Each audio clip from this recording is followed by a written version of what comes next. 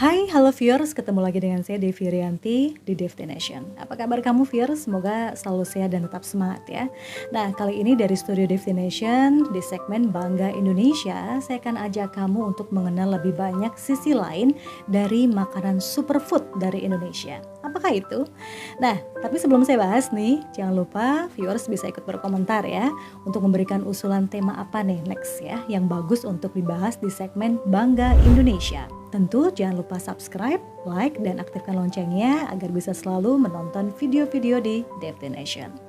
Nah, viewers, 6 Juni yang lalu ini ternyata diperingati sebagai Hari Tempe Nasional. Baru tahu kan? Saya juga baru tahu nih ya, jujur ya.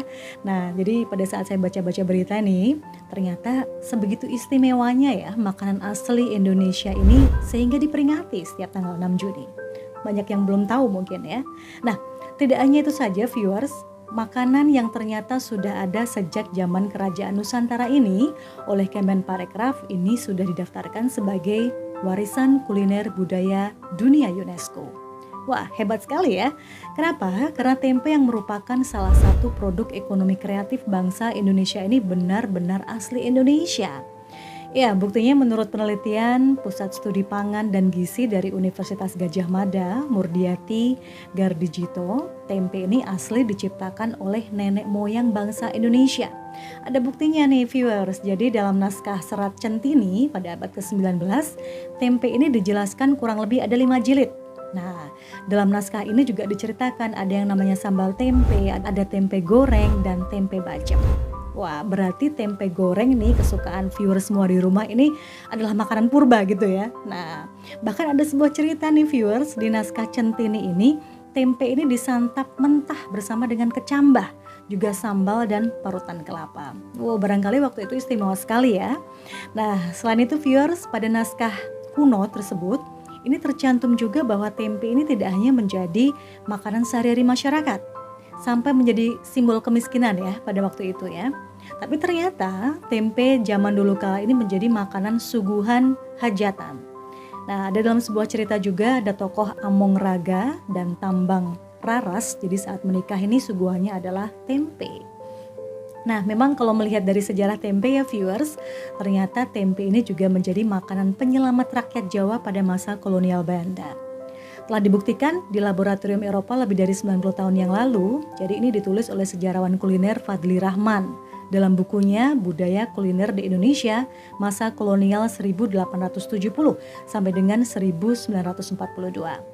Ya, jadi viewers, kenapa tempe ini adalah makanan istimewa? Jadi sebegitu istimewanya makanan ini juga menjadi favorit dari Presiden RI yang pertama, Soekarno. Ya, jadi ini tertera juga dalam beberapa buku ya, seperti buku yang berjudul Fatmawati, Catatan Kecil Bersama Bung Karno. Juga ada buku lain yaitu The Hidden Story tahun 2001 melalui catatan istri Soekarno lainnya, Haryati. Nah, tempe bacem ini adalah makanan favorit Soekarno nih viewers. Wah, jadi pantas ya kalau pas di hari lahir Soekarno 6 Juni ini diperingati juga sebagai Hari Tempe Nasional. Kebetulan atau memang ada hubungannya begitu ya viewers ya. Tapi yang jelas karena memang tempe ini sangat populer, jadi Forum Tempe Nasional ini pada tahun 2013 mengajukan tanggal 6 Juni ini sebagai Hari Tempe Nasional. Nah viewers, kalau Bung Karno ini suka tempe bacem, apa nih olahan favorit dari viewers nih tentang tempe? Nah, banyak ya mungkin bisa disebutkan olahan tempe yang khas dari daerah viewers nih. Dari tempe bacem, mendoan, kemudian ada sambal tempe, kering tempe, orek tempe, dan sampai ada makanan yang dibuat menjadi olahan steak dan juga burger tempe. Nah, itu dia. Wah, keren ya viewers ya, superfood yang satu ini. Tapi ngomong-ngomong, kenapa ya bisa disebut superfood? Padahal di Indonesia sendiri ini disebut sebagai makanan sejuta umat karena mudah dan murah didapat. Walaupun 70% bahan bakunya ternyata impor dari Amerika lagi. Ya. Nah, memang kalau di mancanegara nih viewers, tempe ini mendapat reputasi sebagai superfood dan makanan vegetarian pengganti daging. Ya, karena memang tempe ini merupakan sumber protein yang bergizi, kemudian ramah lingkungan, juga terjangkau ya. Bahkan menurut CEO founder Tempe Movement, Driando Ahnan Binarno, kandungan protein pada tempe ini tidak jauh berbeda dengan daging sapi. Wah, ternyata baru tahu ya. Juga kandungan kalsiumnya yang lebih tinggi nih daripada daging sapi nih viewers. Dan istimewanya vitamin B12 ini memang biasanya didapatkan dari sumber hewani, tapi ternyata di tempe vitamin B12 ini ada. Dan memang lebih ada kalau tempenya ini dari Indonesia. Ya, walaupun memang vitamin B12 di tempe yang ada di Indonesia ini dibuat tanpa kesengajaan. Nah, biasanya datang dari air sungai, dari tanah, atau dari kontaminasi yang tidak disengaja. Nah, memang sudah mendunia sekali ya. Dalam perjalanan sejarahnya ternyata sudah menarik bangsa barat nih dari dulu nih viewers ya. Dari tahun 1800-an, yaitu oleh dua ilmuwan Belanda, H.C. Prinsen dan Vauen. Nah, pada saat Perang Dunia Kedua pun nih viewers, ahli mikrobiologi asal Belanda yang saat itu menjadi tahanan perang Jepang ini juga meneliti kandungan tempe. Bahkan pada waktu itu, tempe ini berhasil menyelamatkan nyawa tahanan perang dari penyakit disentri.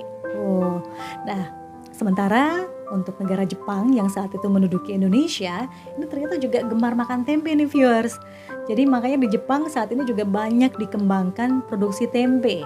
Bahkan sejak tahun 80-an ya, tempe itu sudah berkembang di sana. Dan ada juga sebuah merek tempe terkenal di Jepang nih saat ini viewers, namanya Rustos. Nah, tapi pemiliknya memang orang Indonesia ya, namanya Rustono. Jadi pria Indonesia asal Grobogan, Jawa Tengah yang mengembangkan tempe di Jepang. Nah, kalau di negara lain bagaimana ya kira-kira viewers ya? Apakah tempe ini juga dikenal bahkan digemari? Nah, saat ini memang banyak toko-toko di luar negeri sana yang tersebar dari benua Asia, Eropa, hingga Amerika. Nah, ini yang mengembangkan dan menjual tempe. Di Swedia misalnya viewers, ini ada bukan seorang ya, ada 4 orang ini anak bangsa. Ada Cynthia Andriani, kemudian Ellen Putri, Izan Faturrahman, dan Giovannia. Mereka adalah mahasiswa di sana ya, menggagas bisnis berjuluk Super Tempe.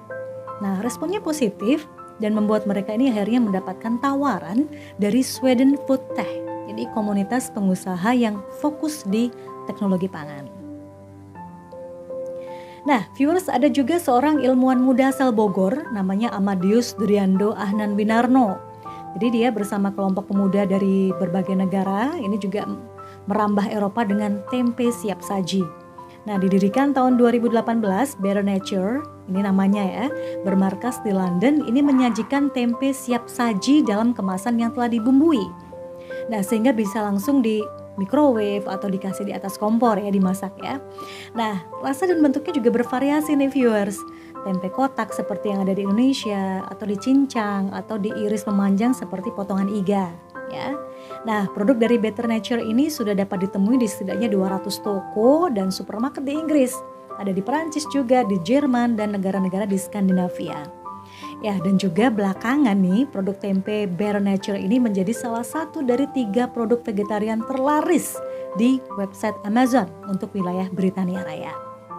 Nah, viewers pasti ingin tahu kan ya berapa harga tempe di luar negeri? Kalau di sini sih pasti sudah banyak yang tahu ya. Nah, di websitenya Better Nature ini berbagai variasi tempe dengan rasa ala Asia, India, dan Eropa ini dijual berkisar antara Rp50.000 sampai dengan Rp70.000. Wow, berapa kali lipat ya? Kalau di sini kan harga sekitar Rp6.000 sampai Rp8.000 itu paling mahal ya. Nah, untuk tempe mentah yang belum dibumbui ini harganya sekitar Rp50.000 per 200 gram atau Rp300.000 per 1 kilogram. Nah, jadi memang di Eropa ini tempe merupakan produk makanan yang dengan segmen khusus ya. Tetapi kesadaran konsumen akan tempe ini tumbuh luar biasa. Jadi konsumen di sana ini mulai berpikir cara mendapatkan makanan yang sesehat mungkin dan seramah lingkungan mungkin. Nah, jadi tempe lah jawabannya viewers yang dianggap makanan masa depan karena memenuhi faktor utama tadi ya. Jadi mereka mulai sadar akan kesehatan. Nah, itu dia cerita di Eropa. Masih ada lagi banyak nih ya, seperti William Micek ini warga Inggris yang memang sempat di Indonesia, kemudian dia menjual tempe juga di sana, di London. Kemudian juga sampai ada perusahaan yaitu startup Inggris yang juga sudah mulai memasarkan tempe ke supermarket besar ya, dengan misinya yaitu memperkenalkan kuliner tersebut ke seantero Eropa. Wah, ternyata tidak hanya di Eropa nih viewers, di Amerika pun sudah dikenal dan diteliti pada tahun 70-an. Nah, waktu itu ada Dr. Clevert dari Northern Regional Research Center. di Illinois. Jadi dia itu mengembangkan metode fermentasi tempe dalam kantong plastik ya sebagai pengganti daun pisang ya kalau di Indonesia ya. Nah, di negeri Paman Sam itu ada juga sepasang suami istri di North California yang memasarkan produk tempe mereka yang punya label Smiling Hara Tempeh. Nah, tempenya pakai H, tempeh gitu ya.